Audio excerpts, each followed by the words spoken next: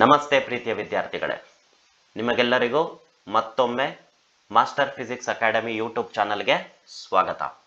ಇವತ್ತಿನ ದಿನ ನಾವು electric field produced due to electric dipole ಬಗ್ಗೆ ತಿಳಿದುಕೊಳ್ತಾ ಇದ್ದೀವಿ.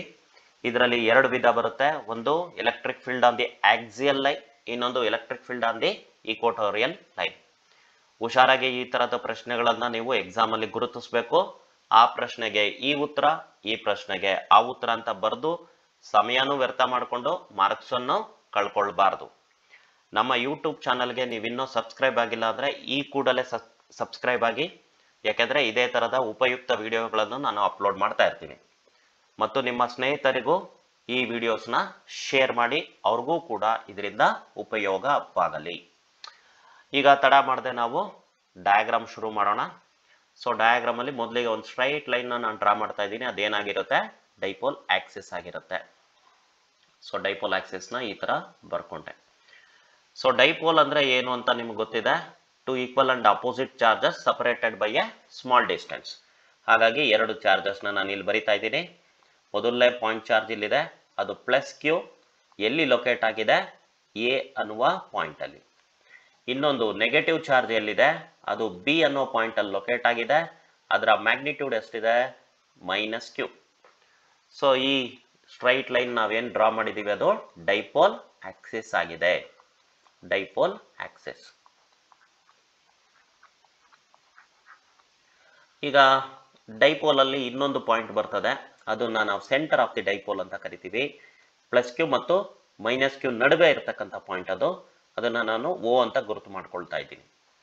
ಈಗ ನಮ್ಮ ಇಂಟ್ರೆಸ್ಟ್ ಏನಿದೆ ಅಂದ್ರೆ, ಈ ಡೈಪೋಲ್ ಆಕ್ಸಿಸ್ ಮೇಲೆ ಒಂದು ಪಾಯಿಂಟ್ ನ ಗುರುತು ಮಾಡಿದ್ರೆ ಅಲ್ಲಿ ಎಲೆಕ್ಟ್ರಿಕ್ ಫೀಲ್ಡ್ ಎಷ್ಟಿರ್ತದೆ ಅಂತ ತಿಳಿದುಕೊಳ್ಳೋದು. ಸೊ ಆ ಪಾಯಿಂಟ್ ನ ನಾನು ಸಿ ಅಂತ ಗುರುತು ಮಾಡ್ತಾ ಇದ್ದೀನಿ. ಈಗ ಕೆಲವೊಂದಷ್ಟು ಡಿಸ್ಟೆನ್ಸಸ್ ನಾನು ಮಾಹಿತಿ ಕೊಡಬೇಕು. ಸೊ ಡೈಪೋಲ್ ಲೆಂತ್ ಅಂತ ಕರಿತೀವಿ. ಅಂದ್ರೆ ಪಾಸಿಟಿವ್ ಚಾರ್ಜ್ ಮತ್ತು negative charge of the dipole ನಡುವೆ ಎಷ್ಟು ಅಂತರ ಇದೆ. ಎಷ್ಟು ಅಂತರ ಇರುತ್ತೆ, 2a ಅಥವಾ 2l ಅಂತ ತಗೊಳ್ಬಹುದು ನಾವು. ನಾನು 2a ಅಂತ ತಗೊಳ್ತಾ ಇದ್ದೀನಿ. ಮತ್ತೆ ಈ ಪಾಯಿಂಟ್ ಸಿ ಇದೆಯಲ್ಲ, ಅದು ಡೈಪೋಲ್ ಇಂದ ಎಷ್ಟು ದೂರದಲ್ಲಿದೆ ಅಂತ. ಸೊ ಡೈಪೋಲ್ ಅಂದ ಕೂಡಲೇ ನಾವು ಎಲ್ಲ ಡಿಸ್ಟೆನ್ಸಸ್ ನ ಸೆಂಟರ್ ಆಫ್ ದಿ ಡೈಪೋಲ್ ಇಂದ ಮೆಜರ್ ಮಾಡ್ತಕ್ಕಂಥದ್ದು. ಹಾಗಾಗಿ ಓ ಮತ್ತೆ ಸಿ ನಡುವೆ ಇರುವ ಅಂತರ ನಾನು ಆರ್ ಅಂತ ಗುರುತು ಮಾಡ್ಕೊಳ್ತಾ ಇದ್ದೀನಿ. ಗಮನಿಸಿ, ನಾನು ಡಯಾಗ್ರಾಮ್ ನ ರಫ್ ಆಗಿ ಸ್ಕೆಚ್ ಮಾಡ್ತಾ ಇದ್ದೀನಿ. ನೀವು ಬಹಳ ನೀಟಾಗಿ ಸ್ಕೇಲ್ ಮತ್ತೆ ಪೆನ್ಸಿಲ್ ನ ಬಳಸಿ ಬರೆಯಿರಿ. ಈಗ ಈ ಪಾಯಿಂಟ್ ಸಿ ನಲ್ಲಿ electric field due to dipole ಅಂದಾಗ ನಮ್ಗೆ ಎರಡರಿಂದನೂ ಒಟ್ಟಿಗೆ ಹೇಳೋದಕ್ಕೆ ಬರಲ್ಲ. ಹಾಗಾಗಿ ಏನ್ ಮಾಡ್ತೀವಿ, ಯಾಕಂದ್ರೆ ನಮಗೆ ಗೊತ್ತಿರೋ ಎಕ್ಸ್ಪ್ರೆಷನ್ ಒಂದು ಪಾಯಿಂಟ್ ಚಾರ್ಜ್ ಇಂದ ಎಷ್ಟು ಎಲೆಕ್ಟ್ರಿಕ್ ಫೀಲ್ಡ್ ಬರುತ್ತೆ ಅನ್ನೋದು. ಸೊ ಪಾಸಿಟಿವ್ ಚಾರ್ಜ್ ಇಂದ ಸಿ ಹತ್ರ ಎಷ್ಟು ಎಲೆಕ್ಟ್ರಿಕ್ ಫೀಲ್ಡ್ ಬರುತ್ತೆ ಅಂತ ನಾನು ಗುರುತು ಮಾಡ್ತಾ ಇದ್ದೀನಿ. ಪಾಸಿಟಿವ್ ಚಾರ್ಜ್ ಇಂದ ಬರೋ ಎಲೆಕ್ಟ್ರಿಕ್ ಫೀಲ್ಡ್ ರೇಡಿಯಲಿ ಔಟ್ವರ್ಡ್ಸ್ ಇರುತ್ತೆ, ಅಂದ್ರೆ ಅವೇ ಫ್ರಮ್ ದಿ ಚಾರ್ಜ್ ಇರುತ್ತೆ. ಅದನ್ನ ಇಲ್ಲಿ ಬರಿತಾ ಇದ್ದೀನಿ. ಸೊ ನೀವು ನೀಟಾಗಿ ಸ್ಟ್ರೈಟ್ ಲೈನ್ ಅಲ್ಲಿ ಬರೀರಿ. ಇದನ್ನ ಇ ಪ್ಲಸ್ ಅಂತ ಗುರುತು ಮಾಡ್ತಾ ಇದ್ದೀನಿ. ಇ ಪ್ಲಸ್ ಅಂದ್ರೇನು, electric field due to positive charge of the dipole. ಅದೇ ಮೈನಸ್ ಕ್ಯೂ ಇಂದ ಬರೋ ಎಲೆಕ್ಟ್ರಿಕ್ ಫೀಲ್ಡ್ ಪಾಯಿಂಟ್ ಸಿ ಹತ್ರ ಹೇಗಿರುತ್ತೆ, ಟುವರ್ಡ್ಸ್ ದಿ ನೆಗೆಟಿವ್ ಚಾರ್ಜ್ ಇರುತ್ತೆ. ಅದು ನಮ್ಗೆ ಗೊತ್ತಿರೋ ಮಾಹಿತಿ. ಸೊ ಅದು ಸ್ವಲ್ಪ ಚಿಕ್ಕದಾಗಿ ಬರಿತೀನಿ. ಯಾಕೆ, ಆ ಮೈನಸ್ ಕ್ಯೂ ಸಿ ಇಂದ ತುಂಬಾ ದೂರದಲ್ಲಿದೆ ಕಂಪೇರ್ ಟು ಪ್ಲಸ್ ಕ್ಯೂ. ಹಾಗಾಗಿ ಇ ಮೈನಸ್ ಇ ಪ್ಲಸ್ ಗಿಂತ ಕಡಿಮೆ ಇರೋ ತರ ತೋರಿಸ್ತಾ ಇದ್ದೀನಿ. ಸೊ ಇಷ್ಟು ಬರೆದ್ರೆ ಡಯಾಗ್ರಾಮ್ ಕಂಪ್ಲೀಟ್ ಆಗುತ್ತೆ. ಸೊ ಇದಕ್ಕೆ ರಿಲೇಟೆಡ್ ಆಗಿ ಥಿಯರಿ ಬರಿಬೇಕು ನಾವೀಗ. ಥಿಯರಿನ ಪಾಯಿಂಟ್ ವೈಸ್ ಬರೆದ್ರೆ ಒಳ್ಳೇದು, ಚೆನ್ನಾಗೂ ಕಾಣಿಸುತ್ತೆ, ನಿಮಗೆ ಕಡಿಮೆ ಸಮಯದಲ್ಲಿ ಬರೆಯೋದಕ್ಕಾಗತ್ತೆ. ಸೊ ನೋಡ್ಕೊಳ್ಳಿ ಥಿಯರಿ ನಾನು ಹೇಗೆ ಬರಿತಾ ಇದ್ದೀನಿ ಅಂತ. So minus q comma plus q, ಇವೇನಿದು ಚಾರ್ಜಸ್ ಆಫ್ ದಿ ಡೈಪೋಲ್, ಕರೆಕ್ಟಾ? ಸೊ ಮೈನಸ್ ಕ್ಯೂ ಮತ್ತು ಪ್ಲಸ್ ಕ್ಯೂ ಏನಾಗಿದೆ, charges of the dipole.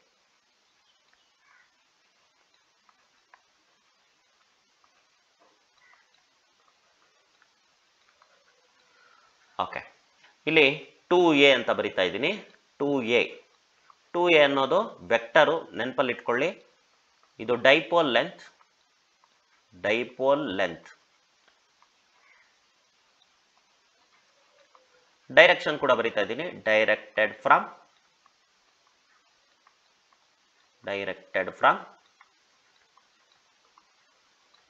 Minus q to plus q. Negative charge ಇಂದ ಪಾಸಿಟಿವ್ ಚಾರ್ಜ್ಗೆ ಇರುತ್ತೆ ಡೈರೆಕ್ಷನ್. ನೆಕ್ಸ್ಟ್ ತುಂಬಾ important parameter dipole moment. So ಅದಕ್ಕೆ formula ಏನು, product of either charge into dipole length ಅಂತ ಹೇಳ್ತೀವಿ ನಾವು. ಸೊ ಇದು ಡೈಪೋಲ್ ಮೂಮೆಂಟ್.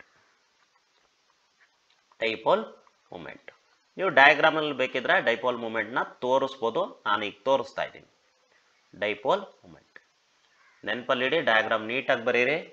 ನಂತರ ನೀವು ಕಲರ್ಸ್ನ ಯೂಸ್ ಮಾಡೋದಿಲ್ಲ, ಹಾಗಾಗಿ ಡಯಾಗ್ರಾಮ್ ನೀಟಾಗಿ ಕಾಣಿಸ್ಬೇಕು. ಸೊ ಇದು ಡೈಪೋಲ್ ಮೂಮೆಂಟ್. ಅದು ಕೂಡ ನೆಗೆಟಿವ್ ಚಾರ್ಜ್ ಇಂದ ಪಾಸಿಟಿವ್ ಚಾರ್ಜ್ ಕಡೆಗೆ ಇರುತ್ತೆ.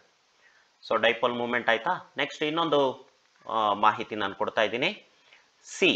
ಸಿ ಅನ್ನೋದೇನು, a point on the dipole axis, a point on the dipole axis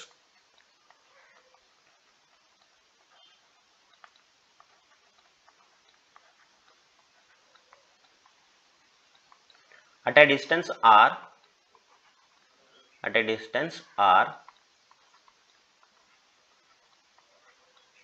at a distance r from dipole center O, from the dipole center O.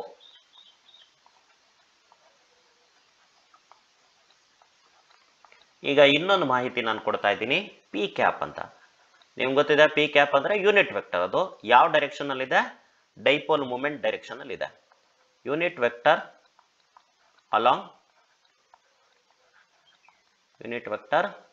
Along P. ಇದನ್ನ ನಾನು direction ತೋರಿಸೋದಕ್ಕೆ ಬಳಸ್ಕೊಳ್ತೀನಿ. So ಇಲ್ಲಿಗೆ theory complete ಆಗಿದೆ. ಈಗ ನಾವು derivation ಶುರು ಮಾಡ್ತಾ ಇದ್ದೀವಿ. Okay, right.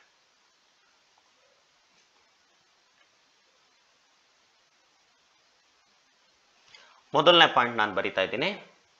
Electric field due to plus q. Electric field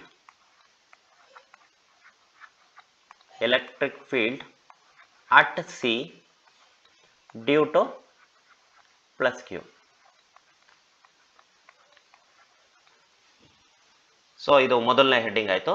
so ನಮಗೆ ಎಕ್ಸ್ಪ್ರೆಷನ್ ಏನು ಅಂತ ಗೊತ್ತಿದೆ. ಈ ಪ್ಲಸ್ ಅಂತ ತಗೊಳ್ತಾ ಇದ್ದೀನಿ. ಸೊ ಎಕ್ಸ್ಪ್ರೆಷನ್ ಏನು, 1/4πε0 charge divided by distance squared. Charge ಎಷ್ಟಿದೆ, ಕ್ಯೂ.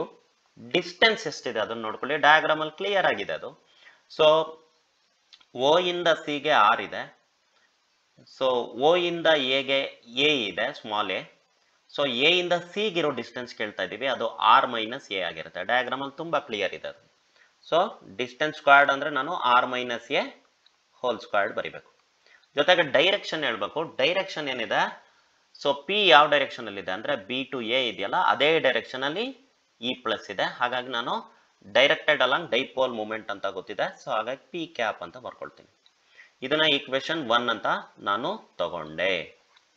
ನೆಕ್ಸ್ಟ್ ಹೆಡಿಂಗ್ ಏನ್ ಬರುತ್ತೆ, electric field due to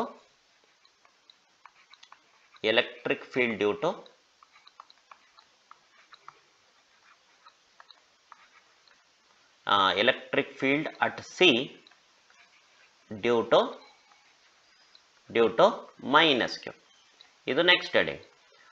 so ಈಗ ಅದಕ್ಕೆ ಬರ್ತಕ್ಕಂತಹ ಈಕ್ವೇಶನ್ ಈ ತರ ಇದೆ. ಈ ಮೈನಸ್ ನ ನಾವು ಸಿಂಬಲ್ ಆಗಿ ತಗೊಂಡ್ಬಿಟ್ಟಿದೀವಿ ಆಗ್ಲೇ.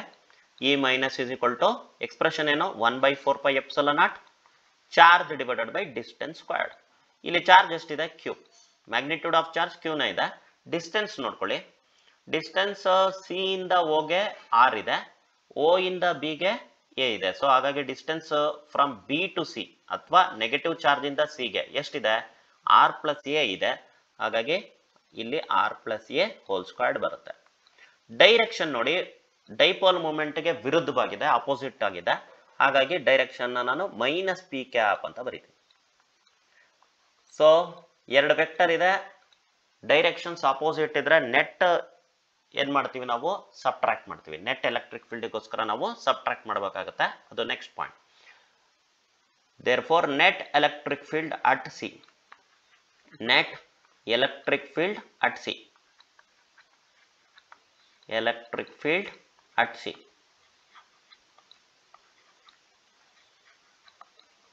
ಸಿ ಇದೇನಾಗುತ್ತೆ ನೋಡೋಣ. ಸೊ ಇದಕ್ಕೆ ಬರ್ತಕ್ಕಂಥ ಈಕ್ವೇಶನ್ ಈ ತರ ಇದೆ. ಇ ಅನ್ನೋದು ತಗೊಳ್ತೀನಿ ನಾನು ನೆಟ್ ಎಲೆಕ್ಟ್ರಿಕ್ ಫೀಲ್ಡ್ಗೆ. ಅದು ಟೆಕ್ನಿಕಲಿ ಏನಾಗಿರುತ್ತೆ, vector sum of E plus and E minus. But ಇಲ್ಲಿ ವೆಕ್ಟರ್ಸ್ ಆಪೋಸಿಟ್ ಡೈರೆಕ್ಷನ್ ಅಲ್ಲಿ ಇರೋದ್ರಿಂದ ನಾವು ಸಬ್ಟ್ರಾಕ್ಟ್ ಮಾಡ್ತೀವಿ. ಈ ರೂಲ್ ನಿಮ್ಗೆ ಗೊತ್ತಿದೆ. ಸೊ ನೆಕ್ಸ್ಟ್ ಸಬ್ಸ್ಟಿಟ್ಯೂಷನ್ ಜೊತೆಗೆ ಸ್ವಲ್ಪ ಕಾಮನ್ ಇರೋದನ್ನೆಲ್ಲ ಒಟ್ಟಿಗೆ ತಗೊಂಡ್ಬಿಡ್ತೀನಿ ನಾನು ಮೊದಲೇ.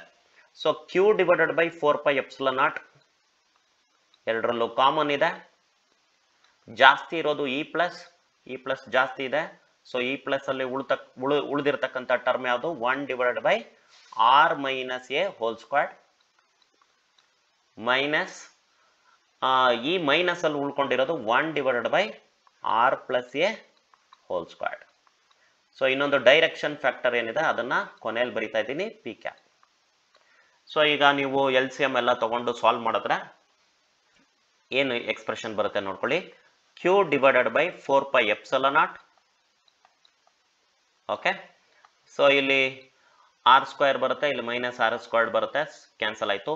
ಇಲ್ಲಿ ಎ ಸ್ಕ್ವೇರ್ಡ್ ಬರುತ್ತೆ, ಇಲ್ಲಿ ಮೈನಸ್ ಎ ಸ್ಕ್ವೇರ್ಡ್ ಬರುತ್ತೆ, ಕ್ಯಾನ್ಸಲ್ ಆಯ್ತು.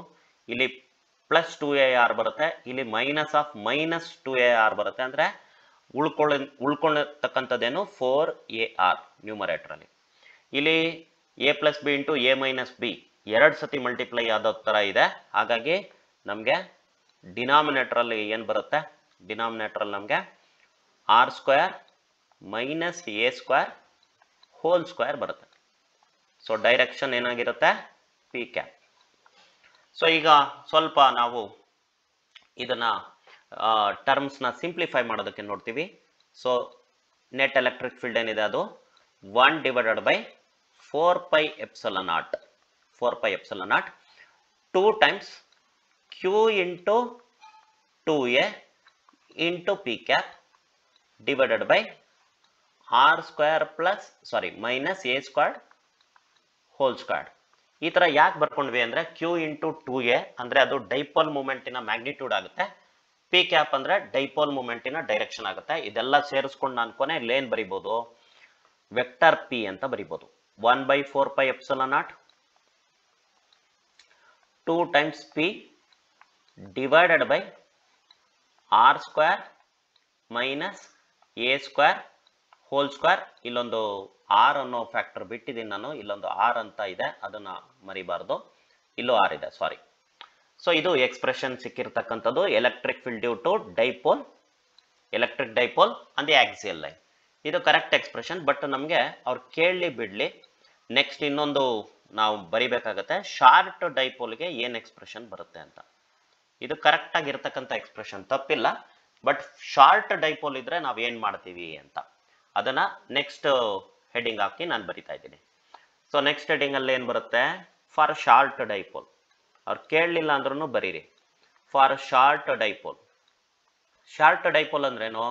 ಡೈಪೋಲ್ ಲೆಂತ್ ಬಹಳ ಕಡಿಮೆ ಇರುತ್ತೆ compare to distance of the point from the dipole centre.